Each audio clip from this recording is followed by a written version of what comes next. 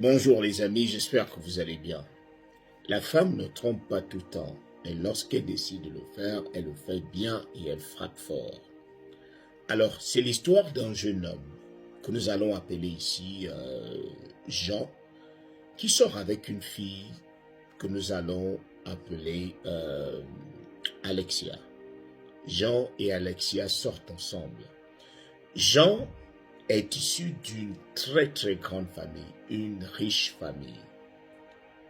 Mais à cause des petits problèmes qu'il a eu avec son père a décidé de le punir en lui disant d'aller apprendre à être pauvre. Il lui a dit, tu vas passer par une formation pour savoir valoriser ce que tu as, pour savoir ce que c'est que de travailler dur, parce que moi je ne suis pas né avec une cuillère d'argent dans la bouche. Donc, je vais tout enlever. Je vais tout enlever et je vais t'envoyer te débrouiller.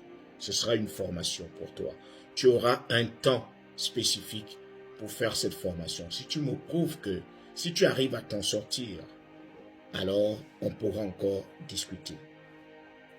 Alors, Jean décide d'aller se débrouiller. Il a commencé à travailler dans une épicerie. Et là où il travaillait dans une épicerie, il a réussi à côtoyer une fille avec qui il a commencé à sortir. Et cette fille-là, c'est Alexia. Les deux sortent ensemble. Et Alexia sait très bien que Jean est pauvre, qu'il n'a pas d'argent, qu'il multiplie des petits jobs pour arriver à subvenir à ses petits besoins. Et Jean aussi a décidé de ne pas révéler sa propre identité parce que il savait très bien que avec son père, ça n'allait pas. Donc, son père pouvait le déshériter à tout moment. Donc, il fallait qu'il finisse la formation. Et puis, c'était aussi une opportunité pour lui d'apprendre énormément parce qu'il a grandi dans l'opulence. Donc, c'était une opportunité pour lui d'apprendre, de savoir ce que c'est de ne rien avoir à manger, de se débrouiller, de faire deux jobs pour joindre les deux bouts. Alors, Alexia et Jean commencent à sortir ensemble, mais Alexia commence à se sentir mal dans sa peau parce que à chaque fois qu'elle se balade avec Jean, ses copines se moquent d'elle. Ses copines lui disent, mais on ne sait pas ce que tu fais avec ce pauvre-là. Au lieu de te trouver un vrai mec qui a de l'argent, tu sors avec un pauvre. Qu'est-ce qu'il va te donner? Alexia a supporté une fois, elle a commencé à supporter, mais après, ça a commencé à devenir un peu de trop. Ça sortait déjà par les narines. Et Alexia a commencé à chercher des échappatoires, à chercher des moyens pour sortir de là. Mais Jean était tellement amoureux de cette fille-là. Jean était tellement amoureux que lorsque la fille est venue lui demander un Samsung cher, Jean a fait 6 mois d'économie. Imaginez-vous, 6 mois d'économie pour arriver à acheter ce téléphone-là. Alors, étant donné que Alexia avait de la valeur à ses yeux, le gars s'est sacrifié, il a fait des économies et il est allé acheter ce téléphone-là et il l'a remis à Alexia. Alexia était contente. Et lui aussi, il était content d'avoir joué un rôle parce qu'il sait très bien qu'il n'avait pas assez de moyens, mais il a fait un sacrifice.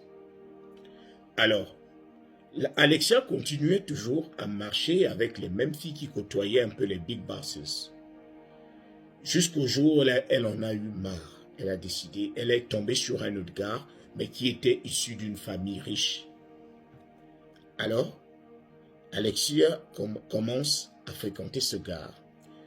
Et un jour, pendant que Jean était à l'épicerie, comme ici aux États-Unis ou ailleurs, dans les grands pays, quelqu'un peut passer une commande et demander à ce que vous veniez livrer cette commande-là chez lui.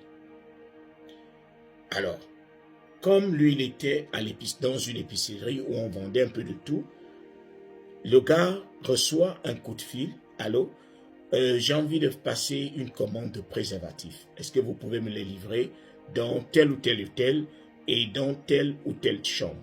Le gars a donné le numéro de la chambre et le nom de l'hôtel. Jean dit, il n'y a pas de souci, c'est mon job, je fais souvent ce genre de transactions. Et Jean s'est dit, enfin, ça c'est un autre petit gombo qui va tomber. Le gars démarre, il arrive à l'hôtel, il prend les préservatifs et il se dirige vers le numéro de la porte en question. Lorsqu'il arrive à la porte en question, il cogne. Alors, la porte s'est ouverte. Au moment où il voulait remettre les préservatifs, il se rend compte que la personne, la fille qui est venue, qui vient récupérer les préservatifs, c'est sa petite amie. Choqué, tombé des nues, flabbergasté, trauma choqué. Qu'est-ce que tu fais là? Pendant qu'il essayait de communiquer, de parler avec sa petite amie, le gars qui est à l'intérieur de la chambre arrive, il ouvre la porte et il pousse Jean. Il dit, mais tu te prends même pour qui? Est-ce que tu peux gérer ce qui est là? Un pauvre comme toi, est-ce que tu penses que ça c'est ta qualité? Ce n'est pas ton niveau ça. Et Alexia de dire, je suis désolé Jean, ça fait un bon bout de temps que mes copines se moquent de moi parce que je sors avec toi, tu n'as rien. Je vois que je suis en train de perdre. Je perds mon temps avec toi et je suis désolé, on ne peut pas continuer. J'ai déjà trouvé mon nouveau mec. Et c'est avec lui que je vais rester. Lui au moins, il est issu d'une très très grande famille. Imaginez la douleur de Jean. Jean pensait avoir trouvé la femme idéale, pour qui il était prêt à tout sacrifier pour voir son sourire. Mais malheureusement, la fille ne l'aimait pas assez pour rester avec lui. Le gars a décidé de partir. Il a remis les préservatifs et il est parti. Alors, pendant qu'il marchait en pleurant, il reçoit le coup de fil de son père. Son père lui dit, Jean, mon fils, ta formation prend fin aujourd'hui. Tu m'as montré que tu es déjà digne. Tu as déjà compris la leçon. Il faut savoir valoriser ce que tu as. Et tu sais déjà ce que c'est que de ne rien avoir dans les poches. Tu as supporté le temps de pauvreté. Alors, viens à la maison, tu vas prendre la tête de mon empire. Jean était heureux. Mais en même temps, il se disait, si Alexia pouvait savoir qui j'étais, c'est sûr qu'elle allait se mordre les doigts toute la vie. Le gars est allé, il est allé à la banque, là où son père avait déposé de l'argent. Et lorsqu'il arrive à la banque, il rentre dans la chambre VIP, même sans être annoncé. Et la secrétaire a commencé à bouder, à crier que mais je ne t'ai même pas annoncé. Le gars est rentré, il est allé trouver le responsable de la clientèle. Et le responsable de la clientèle était étonné. Il dit, mais qu'est-ce que tu fais là? Tu n'es qu'un jeune homme. Ici, c'est la salle des VIP, des clients VIP, les gens qui ont excessivement d'argent dans le compte. Qu'est-ce que toi tu fais là? Je dis, non, je suis venu retirer mon argent. Retirer ton argent, est-ce que tu as d'abord un compte ici? Le gars dit, oui, j'ai un compte.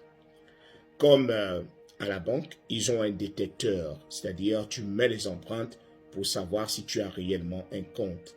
Là, parce que le gars ne reconnaissait pas l'enfant, c'est un jeune homme.